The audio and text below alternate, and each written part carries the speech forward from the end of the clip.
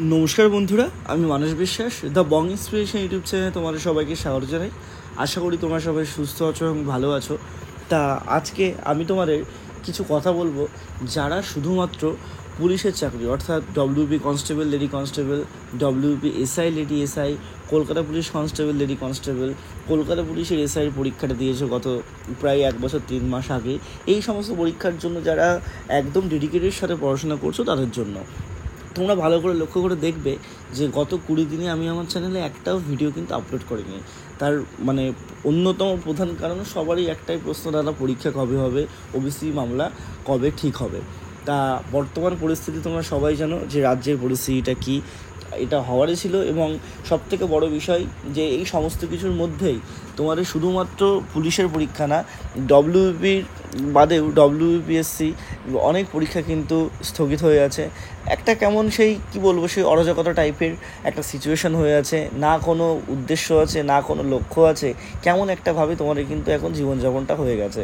ঠিক আছে, কারণ সত্যি কথা বলতে যারা অ্যাকচুয়ালি সরকারি চাকরির জন্য পড়ে সবাই কিন্তু একটা আশা নিয়ে বা একটা লক্ষ্য নিয়ে পড়াশোনা করে, কিন্তু এইসব দেখার পরে সমস্ত সময় তোমাদের লক্ষ্যটা কিন্তু ঠিক থাকে না। তা সেই কারণে তোমাদের আমি কিছু কথা বলবো, তোমরা ভিডিওটা শেষ পর্যন্ত দেখো। দেখো, তোমরা যারা ডব্লিউপির জন্য প্রিপারেশন নিচ্ছ, আমি তোমাদেরকে আগেও বলেছি, আজও সেই সেম কথা বলছি, কারণ কথার তো পরিবর্তন হয় না। তোমরা কিন্তু প্রিপারেশনটা নিতেই থাকো। সাথে যারা আইটিআই করে আছো, যারা তোমাদের 10 পাসের স্টুডেন্ট বা 12 পাসের স্টুডেন্ট, তোমরা কিন্তু এই যে গ্রুপ ডির অনেকের ফর্ম ফিল আপ করেছো, সামনে তোমাদের আরও গ্রুপ ডি, আবার এনটিপিসি, আবার এলপির ভ্যাকান্সি বেরোচ্ছে, তোমরা সেগুলোর ফর্ম ফিল আপ করো।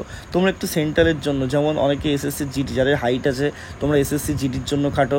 তোমরা অনেকেই হাইট থাকা সত্ত্বেও 173-74 সেমি হাইট থাকা সত্ত্বেও শুধুমাত্র জিডিতে একটু কষ্টকরটা একটু বেশি হয় বলে তোমরা কিন্তু খাটতে চাও না। তা তোমাদের কিন্তু অল্টারনেটিভ ওয়ে রাখতে হবে তোমাদের, একদম অ্যালং উইথ তোমাদের যে ডব্লিউপি প্রিপারেশন সেটা। তোমরা যারা শুধুমাত্র একটা এক্সামের জন্য বসে আছো সেটা তোমরা করো না। সেটার জন্য তোমাদের কিন্তু খুবই এখনকার সময়ে দাঁড়িয়ে কিন্তু সেটা হয় না। তোমাদের নিজের এবিলিটি বুঝে, তোমাদের নিজের সমস্ত কিছু বুঝে তোমাদের কিন্তু একটা বা দুটো এক্সামকে ফোকাসে রাখা উচিত। কারণ তোমাদের শুধু একটা কথা বলি, ডব্লিউপির কিন্তু এখন কোনো খবর নেই। ওবিসি সংক্রান্ত কেস আদৌ কবে মিটবে তার খবর কারোর কাছে নেই। পিআরবি কিন্তু এখনও পর্যন্ত কোনো কিছু বলছে না কবে তোমাদের পরীক্ষা হবে কি না হতে পারে।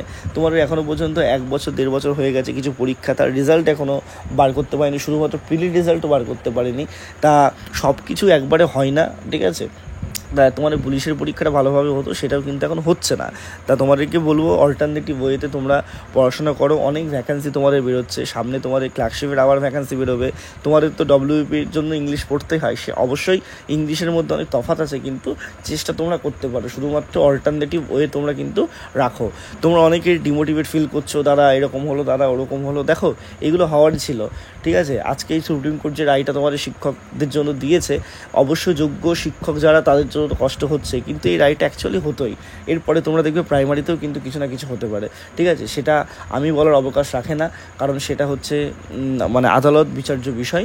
কিন্তু তোমাদেরকে বলবো তোমরা মোটিভেশন হারিও না, তোমরা প্রিপারেশনটা চালিয়ে যাও। এবং তোমাদের যদি কোনো প্রয়োজন পড়ে তোমরা আমাকে অবশ্যই মেসেজ করো। আর তোমাদের জন্য সত্যি কথা বলতে কিছু বলার নেই এই জায়গাটায় কারোর কাছে কোনো ক্লু নেই, কারোর কাছে কোনো খবর নেই অ্যাকচুয়ালি কবে পরীক্ষা হবে।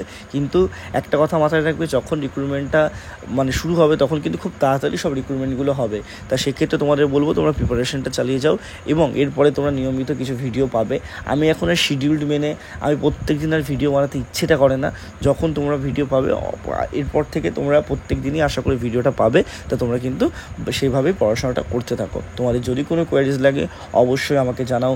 কোনো নোটসপত্র, কোনো ব্যাচে জয়েন হতে চাইলে তোমরা অবশ্যই আমাকে কিন্তু জানাতে পারো। সবাই সুস্থ থেকো, ভালো থেকো, ধন্যবাদ।